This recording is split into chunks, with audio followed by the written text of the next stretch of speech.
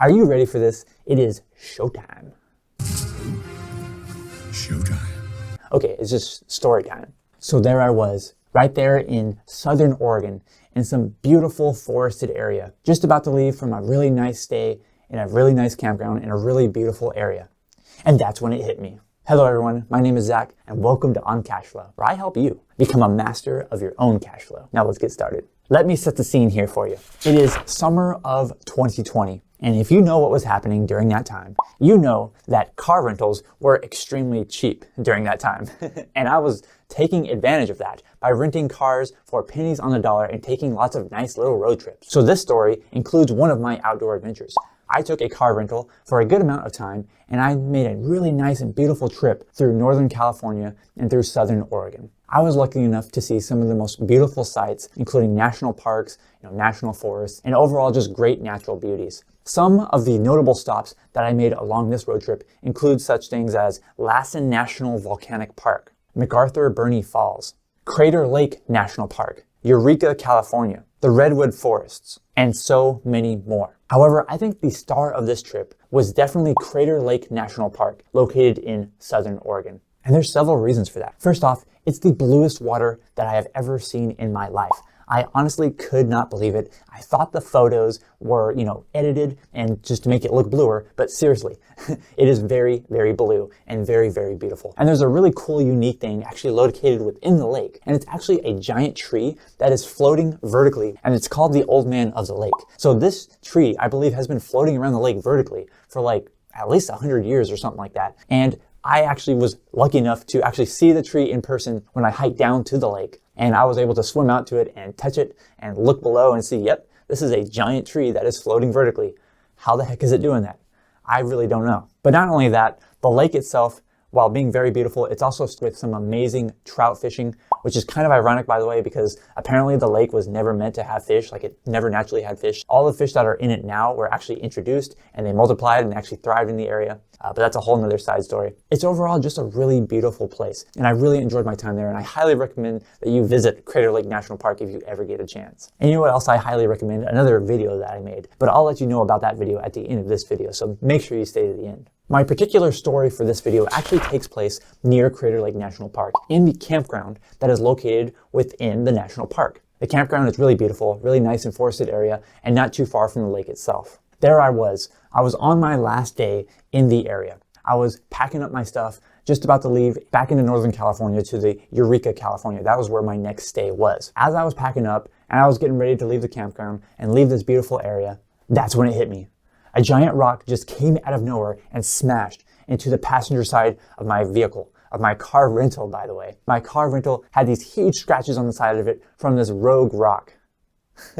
Okay, the rock didn't actually come out of nowhere. It was actually me that hit the rock. The rock was stationary. But in the campground, when you're coming out of it, you actually have to make a very sharp turn to get onto the road. And I made too sharp of a turn, and I just hit one of these big boulders that they keep in there to make the campground look really nice. So I kind of scraped up against this boulder pretty good.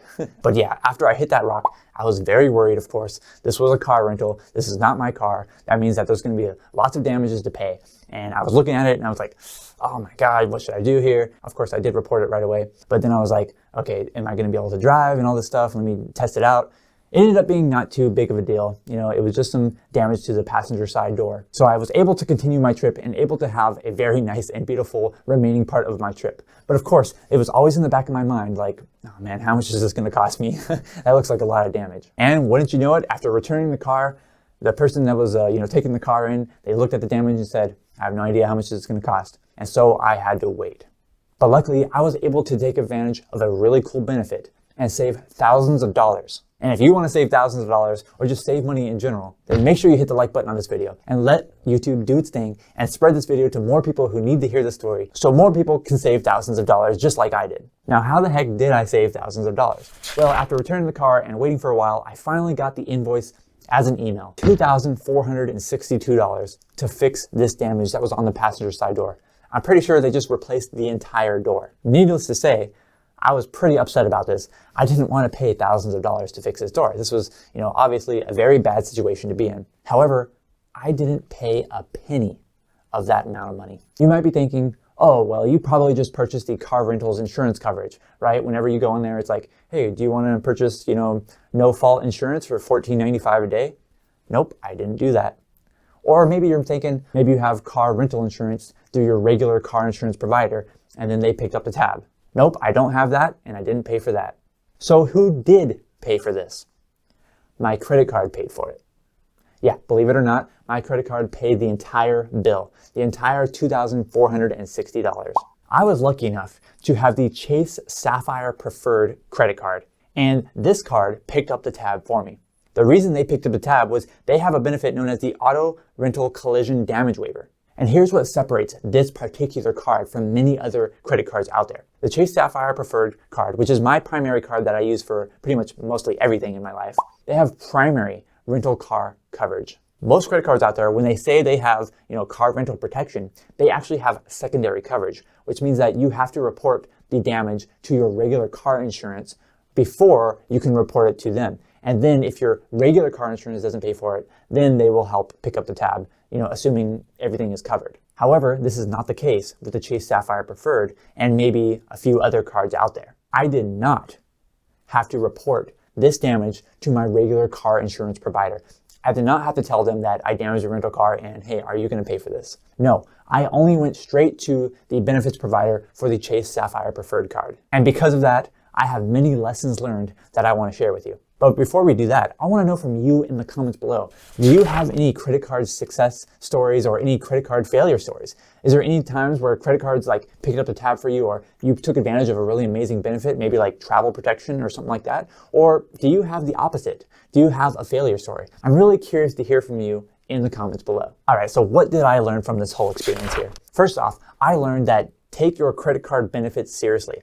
If you're smart with using your credit cards and you don't carry a balance, you can take advantage of so many benefits and perks from your credit cards, and you don't really have to pay any of the, the downsides of having credit cards because you use them responsibly. I know for darn sure that I will always pay for a car rental with my Chase Sapphire Preferred. And if you have that card or you're thinking about getting the card, then I definitely think that you should be doing that as well, because this primary coverage is a crazy good benefit. And another lesson learned is that you need to watch my complete guide to using credit cards and using them with your F.I.R.E lifestyle. If you want to become financially independent, you want to retire early, you want to become a master of your own cash flow, you need to watch my complete guide to using credit cards. Okay, that video is going to pop up right on the screen right after I get off the screen.